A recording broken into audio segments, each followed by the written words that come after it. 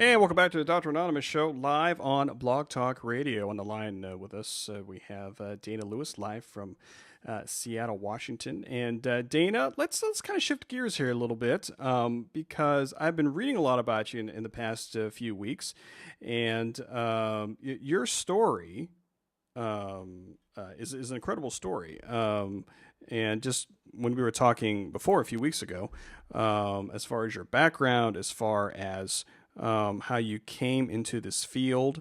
Why don't we start with you have you have diabetes and hmm chronic medical diagnosis, and I think that kind of started as your catalyst as far as your passion for communication and healthcare communication.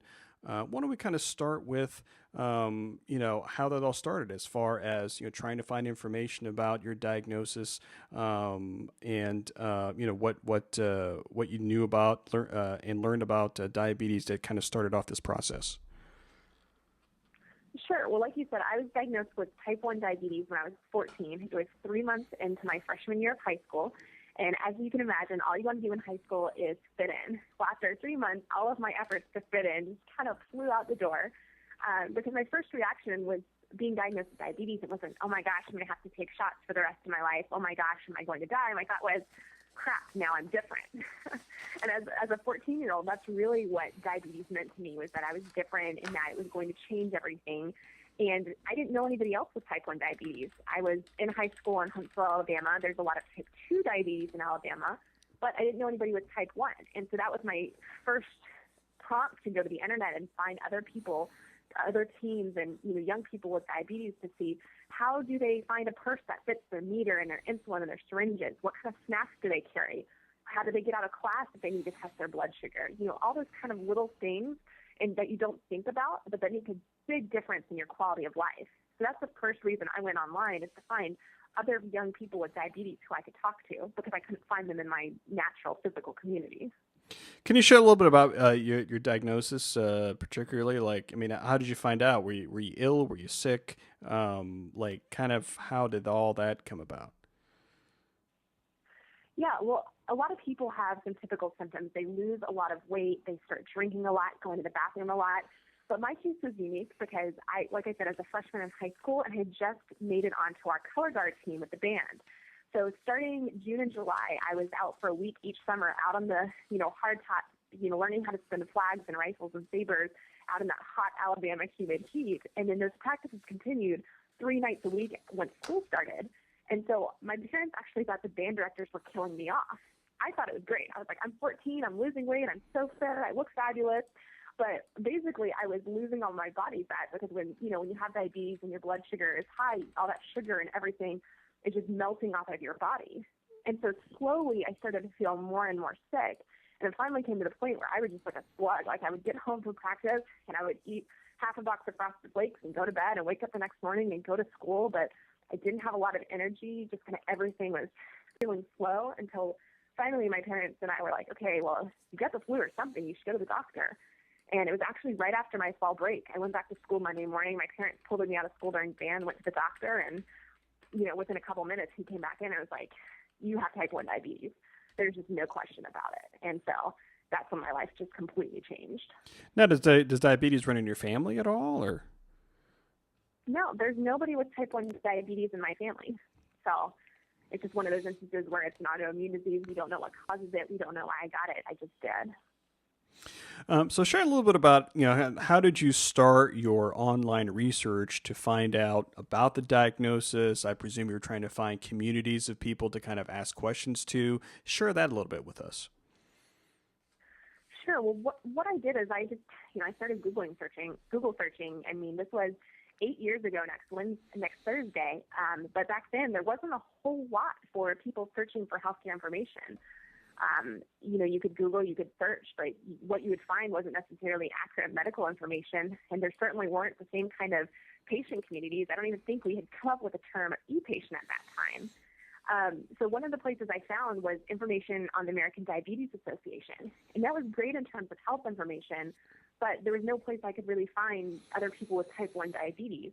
So I found this one community called Children with Diabetes, which it was and still is a really great community that was started by a parent of somebody with diabetes to, again, bring people together because it's such a difficult experience as a child or a young person to have to deal with this chronic condition. So those are some of the places I found information. But surprisingly, I actually had an offline experience, which brought me further back online. I decided to go down to the American Diabetes Association office in my community. After about 6 months, I decided, okay, I want to do a fundraiser. I want to support diabetes. I got one of my local school clubs to, do a fundraiser, had a check, took it down to the office, and I walked in and I was like, here's a check. I raised money for diabetes. They're like, well, and I started to walk out and they're like, no, wait, come back here. And they were so surprised with the thought of there's a young person out there wanting to raise money, wanting to be active, wanting to find other people with diabetes. And so I got pulled into volunteering for the association, which then led me back online to more communities as I started to develop around the association. And so it's always interesting to share the story because it wasn't necessarily an online community that really changed my life like a lot of people have nowadays.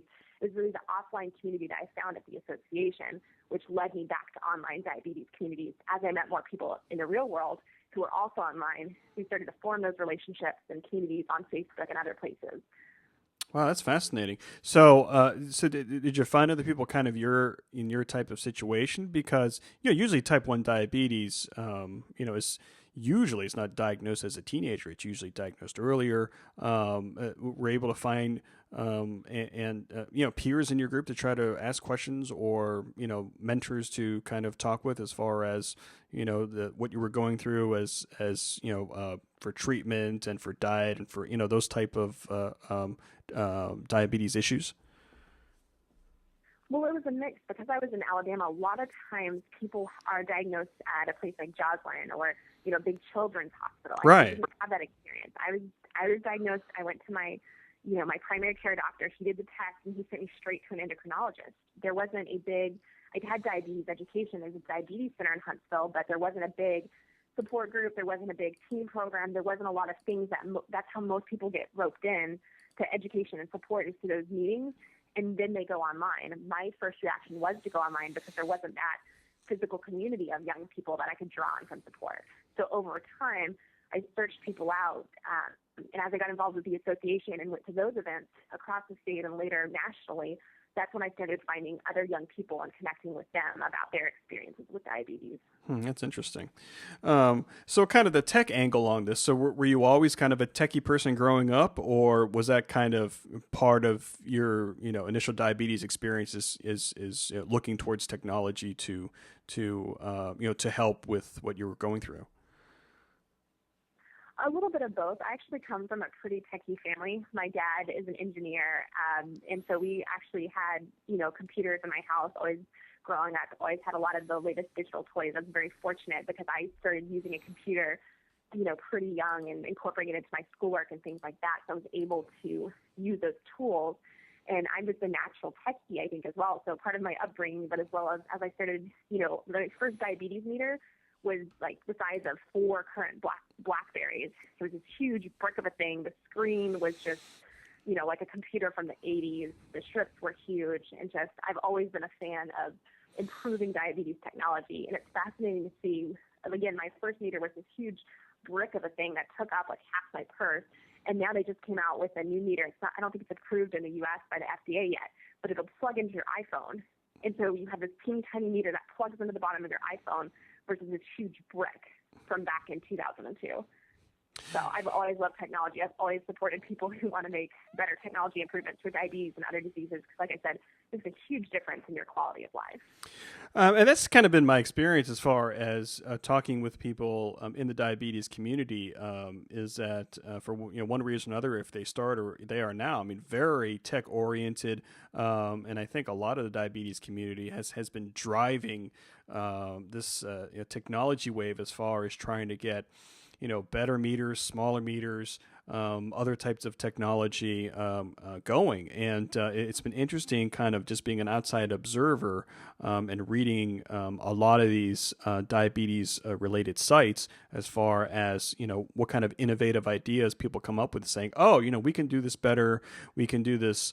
You can have a smaller footprint of technology to kind of decrease some of the stigma that probably diabetes had back in the dark ages in 2002 when you had the big brick of a meter. So it's been interesting as an outsider kind of seeing the patient community, the patient diabetes community drive a lot of this technology and making manufacturers and making other people say, hey, we can do this better. And it's been just fascinating just watch it evolve just in the past, just as long as I've been a part of last 4 or 5 years. So now, have you seen that too?